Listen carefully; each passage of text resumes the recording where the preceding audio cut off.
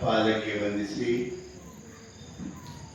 ಸದ್ಗುರುಗಳ ಚರಣ ಕಮಲಗಳನ್ನು ಸ್ಮರಿಸಿಕೊಂಡು ಪೂಜ್ಯರಿಗೂ ತಮ್ಮೆಲ್ಲರಿಗೂ ಸರ್ವರಿಗೂ ಶರಣಾರ್ಥಿಗಳು. ಇವತ್ತ ಗುರುಗಳು ಏನು ಹೇಳಿದ್ರು ಅಂದ್ರೆ, ಜೀವನದಲ್ಲಿ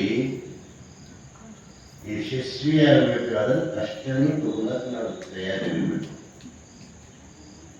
ಯಾರು ಕಷ್ಟ ತಗೋತಾರ ಅವ್ರಿಗೆ ಸುಖ ಇರ್ತದೆ. ಕಷ್ಟ, ತಾಳ್ಮೆ, ಸಹನಶೀಲತೆ ಇವು ಬದುಕಿನ ಬಹುದೊಡ್ಡ ಮೂಲ್ಯಗಳು.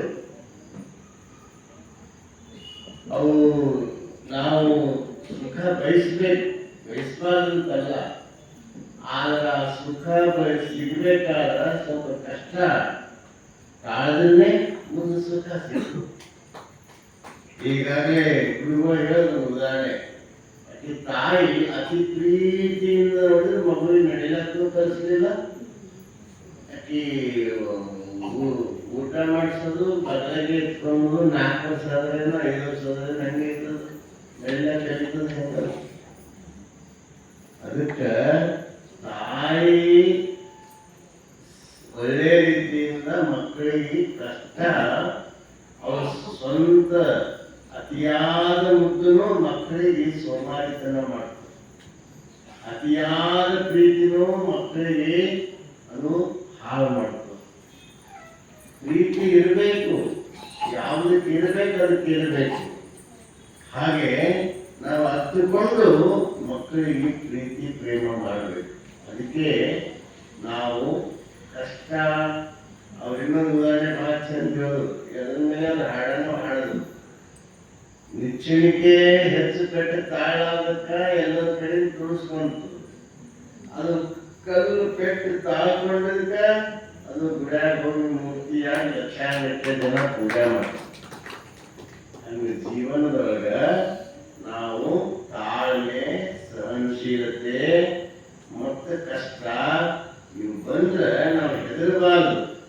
ಆಕ್ರಮಣದಲ್ಲಿ ಹೇಳಿಲ್ಲೇನು, ಹೆದರದಿರು ಮನವೇ ಬೆದರದಿರು ತನುವೆ, ನಿಜವನ್ನರಿದು ನಿಶ್ಚಿಂತನಾಗಿರು.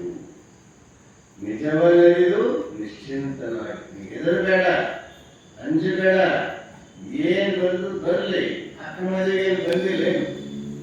ಹೇಳಿದ್ರಲ್ಲ ಅವರು ಉದಾಹರಣೆ, ಮನೆ ಮನೆ ತಪ್ಪಿದರೆ ಕೈಯೊಡ್ಡಿ ಮಾಡುವಂತೆ ಮಾಡಯ್ಯ, ಭಿಕ್ಷೆ ನೀಡತನ್ನು ಬಿತ್ತು, ಮತ್ತ ತಮ್ಮನ ನಾಯಿ ಎತ್ಕೊಂಡಿತ್ತು, ಅದೆಲ್ಲ ಸಹನ ಮಾಡಿದ್ರು. ಅದಕ್ಕೆ ಅಷ್ಟೇ ಅಲ್ಲ, ಅಕ್ರಮದೇವಿ ಜೀವನದಾಗ ಒಂದಲ್ಲ ಎರಡಲ್ಲ ಅನೇಕ ಕಷ್ಟಗಳು ಬರ್ತಾವ. ಅದಕ್ಕೆ ಹೇಳ್ತಾರ ಅಕ್ರಮದೇವಿ ಕೊನೆಗೆ ಏನಂದ್ರು, ಚನ್ನಮಲ್ಲಿಕಾರ್ಜುನ ನೀನು ಕಿಡಿ ಕಿಡಿ ಕೆದರಿದರೆ ನನಗೆ ಹಸಿವು ದೃಶ್ಯ ಅಡಗಿತೆಂಬೆನು, ಮುಗಿಲು ಹರಿದು ಬಿದ್ದರೆ ನನಗೆ ಮಜ್ಜನ ಕೆರೆದೆಂಬೆನು, ಗಿರಿ ಮೇಲೆ ಬಿದ್ದರೆ ನನಗೆ ಪುಷ್ಪವೆಂಬೆನು. ಚನ್ನಮಲ್ಲಿಕಾರ್ಜುನ ಶಿರ ಹರಿದು ಬಿದ್ದರೆ ಪ್ರಾಣ ನಿಮಗರ್ಪಿತವೆಂಬೆನು. ಲಾಸ್ಟ್ ಮಾತು, ನೀ ಕಷ್ಟ ಕೊಡ್ಲತ್ತಿದಲ್ಲ ಕೊಡು, ಎಷ್ಟು ಕೊಡ್ತಿ ಕೊಡು. ಇಷ್ಟೇ ಅಲ್ಲ, ನೀನು ಕಿಡಿ ಕಿಡಿ ಹಿಂಗಾದ ಹಸಿರು ದೃಶ್ಯ ಆಗತ್ತಂತ ತಿಳ್ಕೊತೀನಿ ಅಂತ ಹೇಳುದು. ಮುಗಿಲೇ ನನ್ನ ಮ್ಯಾಲ ಬಿದ್ರು ನನಗ ಮಜ್ಜನ ಮಾಡತ್ತೀನಿ ನೀನು ಅಂತ ತಿಳ್ಕೊತೀನಿ ಅಂತ ಹೇಳುದು. ಮಜ್ಜನ ಮಾಡತ್ತೀನಿ ಅಂತ ತಿಳ್ಕೊತೀನಿ ಅಂತ ಹೇಳುದು. ಗಿರಿನೇ ನನ್ನ ಮ್ಯಾಲ ಬಿದ್ದದು ನನಗೆ ಪುಷ್ಪ ಅಂತ ತಿಳ್ಕೊತೀನಿ ಅಂತ ಹೇಳುದು. ಕೊನೆಗೆ ಶಿರ ಹರಿದು ಬಿದ್ದಡೆ ಪ್ರಾಣ ನಿಮಗರ್ಪಿತವೆಂಬೆನು ಅಂತ ಹೇಳ್ತಾರಲ್ಲ, ಇದು ಸಾಮಾನ್ಯ ಅಲ್ಲ. ಅಂದ್ರೆ ಹೇಳ್ತಕ್ಕಂಥ ತಾತ್ಪರ್ಯ ಏನು ಅಂದ್ರೆ, ಯಾರ ಜೀವನದಲ್ಲಿ ನೋವು, ಕಷ್ಟ, ತಾಳ್ಮೆ ಇರ್ತದಲ್ಲ ಅವ್ರ ಜೀವನ ಅತ್ಯಂತ ಯಶಸ್ವಿ ಆಗ್ತದ ಮತ್ತು ಅತ್ಯಂತ ಸುಖಿ ಜೀವನ. ಅದು ಸುಖಿ ಜೀವನ. ಸ್ವಲ್ಪ ತಾಳ್ಕೋಬೇಕಷ್ಟೆ, ತಾಳ್ಮೆ ತಗೋಬೇಕು. ಅದರಲ್ಲಿನೂ ಆನಂದ ಅನುಭವಿಸ್ಬೇಕು. ಕಷ್ಟ ಬಂದರೂ ಅದರಲ್ಲಿನೂ ನಾವು ಆನಂದ ಅನುಭವಿಸ್ಬೇಕು, ಅದರಲ್ಲಿನೂ ನಾವು ಸಂತೋಷ ಕಾಣಬೇಕು. ಅವನ ತಾಯಿ ಬಹಳ ಮದುವೆಯಾಗಿ ಒಂದು ಮಗುವಾಗಿತ್ತು, ಪತಿದೇವರು ತೀರ್ಕೊಂಡು ದುಃಖ ಬಹಳ ಆಯ್ತು. ಮಗನಿಗೆ ನೋಡಿ ಸ್ವಲ್ಪ ದುಃಖ ಮತ್ತು ನೋಡಿ, ಒಂದೊಂದ್ಸಲ ಜೀವನದಾಗ ಕಷ್ಟ ಬಂದ್ರೆ ಹೆಂಗೆ ಬರ್ತಾವ ಅಲ್ಲಿಕ್ಕೆ ಉದಾಹರಣೆ ಹೇಳ್ತೀವಿ. ಒಂದ್ ದಿವಸ ಮಗು ಆಡ್ತಾ ಮ್ಯಾಲೆ ಏನಿತ್ತು, ಆ ಮ್ಯಾಲೆ ಹಿಂಗೆ ಕೆಳಗೆ ಬಂದು ನೋಡ್ಲಾಕ್ ಹೋಗಿ ಅದು ಕೆಳಗೆ ಬಿದ್ದು ಅದು ಪ್ರಾಣ ಕಳ್ಕೊಳ್ತು. ಆಗೇನು ದೇವ್ರೆ, ನನ್ನ ಪತಿದೇವರಿಗೆ ತಗೊಂಡಿ, ನನ್ನ ಮಗನಿಗೆ ತಗೊಂಡಿ, ನಾ ಹೆಂಗೆ ಬದುಕಲಿ ಅಂತಕಿ ಬಹಳ ದುಃಖ ತಪ್ತಳಾದ್ರು. ಆಗ ಹಿಂಗೆ ದುಃಖದಲ್ಲಿ ಮಲಗ್ತಿದ್ರು. ಒಂದು ಬಾವಿಗೆ ಹೋಗಿ ನೀರು ತಂದು ಆ ನೀರಿನ ಒಂದು ಮೀನು ಬಂದಿತ್ತು.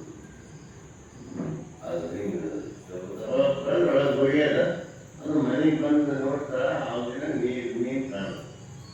ಆ ಮೀನು ನೋಡಿ ಆ ಮೀನಿನ ಸೇವೆಯೊಳಗೆ ಸ್ವಲ್ಪ ಮರ್ತು, ಮೀನಿನ ಸೇವೆಯೊಳಗೆ ಮರ್ತು, ಆ ಮೀನಿನ ಸೇವೆಯೊಳಗೆ ಮರ್ತು ಆಕಿ ಸ್ವಲ್ಪ ದುಃಖ ಮರ್ತು ಆ ಮೀನಿಗೆ ಏನು ಆಗಬೇಕಾಗ್ತದೆ ಉಣಿಸೋದು ತಿನ್ಸೋದು ಮಾಡೋದು ಮಾಡಿ ಒಂದು ದಿವಸ ಅಂದ್ರೆ ಮೀನಿಗೆ, ನೋಡು ನಿನ್ನೆ ನನ್ನ ದುಃಖ ಎಲ್ಲ ಮರು ಆಗ್ಯದ, ಕಳ್ಕೊಂಡಿನಿ, ನಿನಗೇನು ಬೇಕು ಹೇಳು, ಏನು ಬೇಕು ಹೇಳಿ, ಏನು ಬೇಡಿದ್ ನಾ ಕೊಡ್ತೀನಿ ಅಂತ ಹೇಳು.